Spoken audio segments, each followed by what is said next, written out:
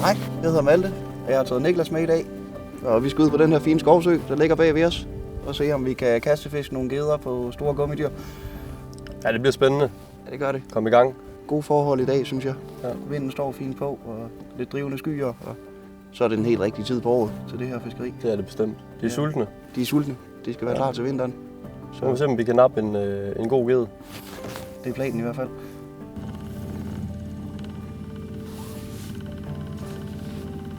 Først. Vi skal derned.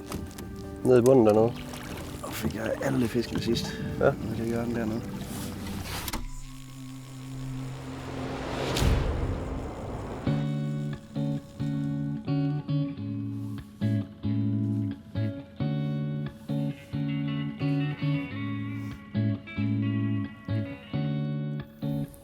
Ja, nu er vi kommet til første plads, som vi skal prøve at fiske i dag. Og vi fisker i en vig af søen, hvor vinden den står ind på, og ligesom trækker alle fødeemnerne ind i vigen her.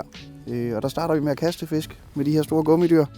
Og vi fisker lidt ud over nogle skrænter, og så fisker vi ind langs med sivkanten og grødebælterne, fordi at der plejer fiskene at stå og gemme sig. Vi skal fiske med nogle store gummidyr som dem her, og så skifter vi nok lidt i løbet af dagen, indtil vi finder ud af, hvad der fungerer. Men det her, det plejer at være rimelig sikkert, så det er det, vi starter med. Og så vil vi her i løbet af dagen lige prøve at fortælle lidt om, hvad vi gør, og hvorfor vi gør det. Forhåbningen er, at vi gerne skulle fange en masse små geder, og så satser jeg også meget på, at vi får en over meteren i båden. Det plejer vi næsten altid at gøre herude, så det kan jeg ikke se, hvorfor vi ikke skulle gøre i dag.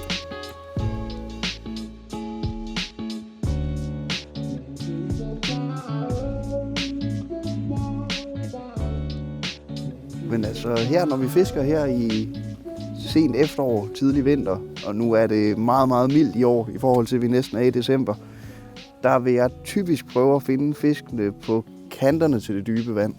De har ikke rigtig samlet sig på det dybe vand endnu, som de gør, når det bliver rigtig koldt. Men ellers, den bedste tommelfingerregel er altid, find byttefiskene, så finder du gederne. Og det kan man enten gøre med ekkolod, eller også så kan man gøre det lidt på erfaring. Jeg ved nu her, at byttefiskene, de vil typisk stå på skrænterne til det dybe vand. Så det er også helt automatisk, at der du skal finde gederne.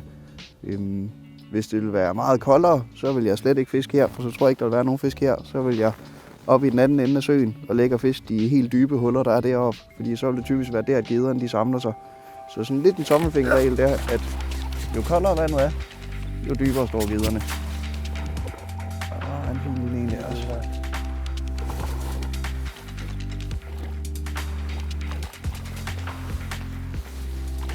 Altså de små her, dem skal man lige passe lidt på, fordi at gældelåget, de er altså lidt mindre på de små fisk her, så det er lidt farligt at stikke fingrene i dem.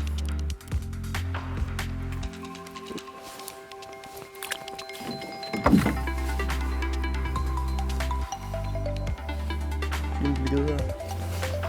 Den er sur.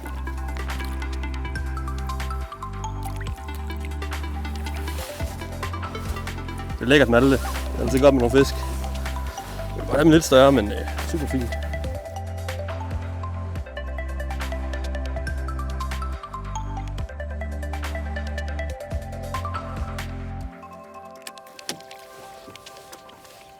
Nu her i starten, der skal vi have dækket en masse vand. Så derfor så kører jeg egentlig rimelig statisk ind. Også for at holde avnen over grøden, fordi grøden den står så højt herude. Så jeg kører forholdsvis hurtigt, og så tager nogle kortere spindestop, hvor den lige får lov til at svæve et øjeblik. Og så ellers bare få dækket en masse vand. Små geder, synes jeg klart er nemmest. Bare lige at tage her bag ved gælderne, så åbner de altid munden.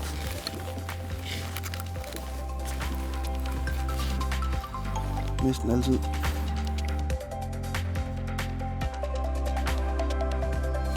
Mit setup i dag, det er en triggerstang her med et lavprofilshjul. Og modsat Malte, så prøver jeg at fiske lidt langsommere for at se, om der er nogen forskel på, hvad der ligesom trigger fisken i dag. Fisker også med lidt større avn, med lidt mere profil på, for at prøve det. Og ellers så er det bare fiske den stille og roligt langsomt ind med nogle små nyk en gang imellem. Og så prøver vi at se, om fiskene de vil have det i dag. Det kan godt være forskel på dagene. Nogle dage så vil de have den lidt hurtigt, og andre dage så vil de ikke have den sådan, hvor den svømmer stille og roligt rundt nogle små nyk.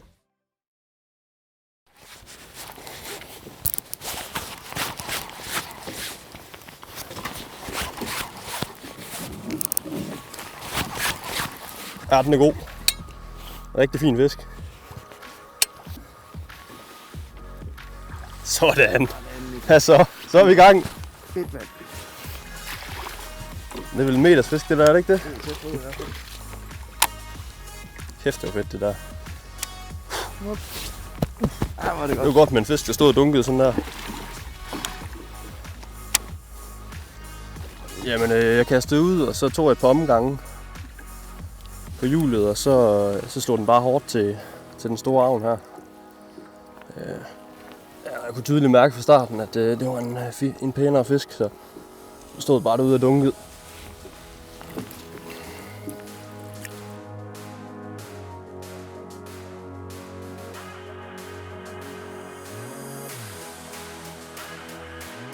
Rigtig fin fisk her.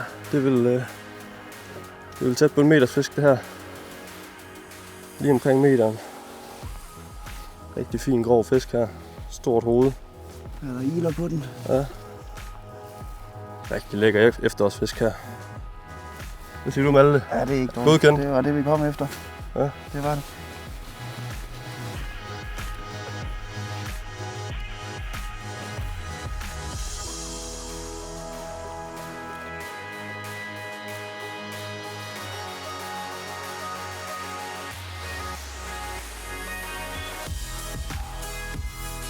Men nu ved vi jo, der er fisk her. Så jeg tænker, at nu fisker vi lige godt igennem i hele den her vig. Og får dækket hele kanten her rundt. Og den var sulten. Den klaskede direkte på Storavn. Det gjorde den. Og det fortsætter vi bare med. Ja. Det kunne godt tyde på, at Ja, det er medicin på i dag. den kan jo se voldsom ud, sådan en navn her, men det er faktisk ikke en størrelse, det her overhovedet. Selv i små geder tager den. Så det vil den sgu gerne have. Det er lækkert.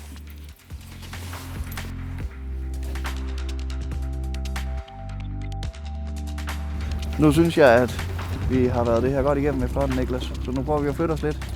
Og vi starter lige med at prøve at fiske over i den anden ende af søen. Fordi at der er en vig, som er stort set identisk i forhold til den her. De samme bundforhold og de samme dybder. Og nu fandt vi et par gode fisk dernede.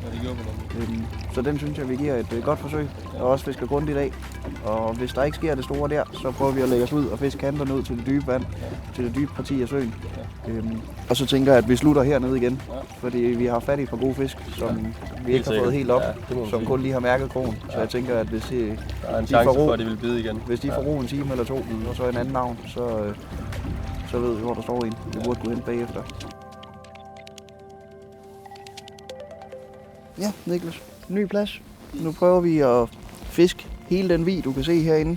Og vi starter ved kanten. Ja. Vi er på cirka 2 meter. Og så bliver det egentlig dybere ind mod kanten der. Der er et hul inde ved træerne på cirka 3,5 meter. Det ser spændende ud. Jamen, det plejer at være rigtig godt på den her årstid. Og hvis der ikke er noget der, så fisker vi bare hele kanten rundt i vigen derinde. Ja.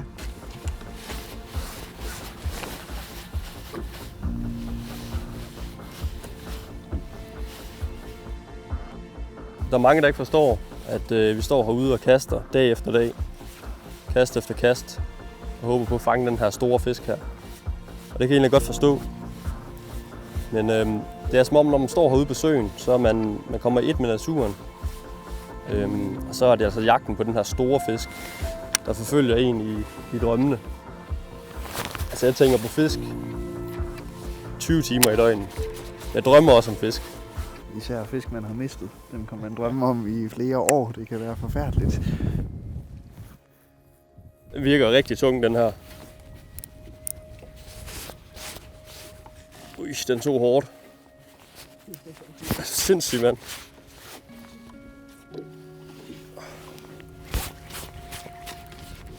Tog altså lige et rigtig godt udløb. Kommer den ind til båden her.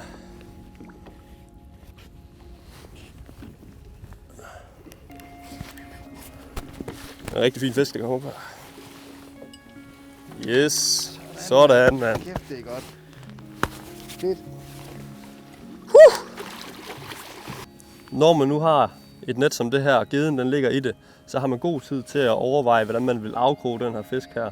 God tid til at gå ned og få ordentligt fat i gældegrebet af fisken her. Og især ved store fisk, der er det vigtigt, så vidt muligt, at holde fisken så lang tid som muligt i vandet. Så de kan blive med at få ild den vej. Krogen den sidder lige i saksen her. Jeg ved ikke, om I kan se det. Tag den op. Få krogen ud.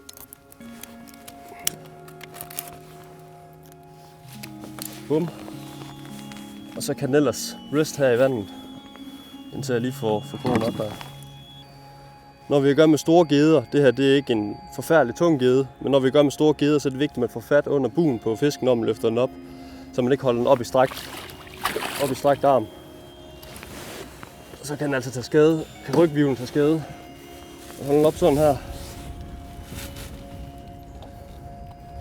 Rigtig fin, tyk fisk her. Ja, den er godt nok i god kondi. Fantastiske aftegninger, og så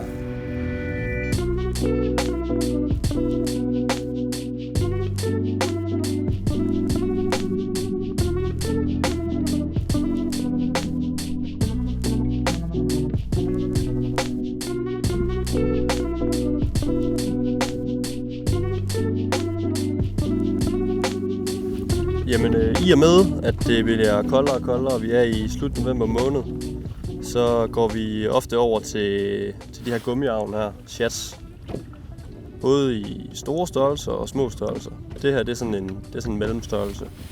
Og så har vi de her lidt større 27 cm, som egentlig heller ikke er så store, selvom de ser ret voldsomme ud. Og som Malte har jo erfaret i det vand, vi fisker her, så det er en klarvandet sø. Og derfor er de her naturlige farver, som brune og den her skaldefarve her, kan være rigtig effektive herude.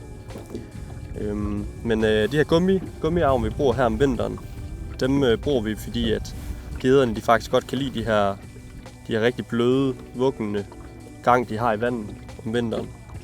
Hvor man også fisker ofte lidt langsommere, end man gør om sommeren.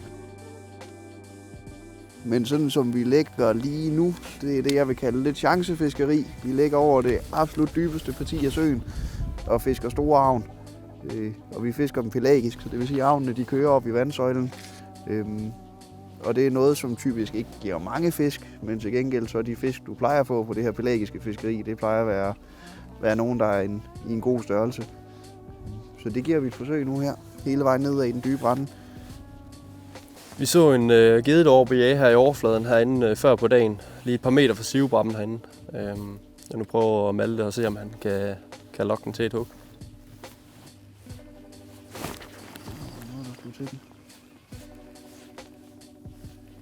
Havde du hug der, Malte? Ja, jeg havde lige noget der. Det var meget, meget blødt. Ja, det var faktisk lige der.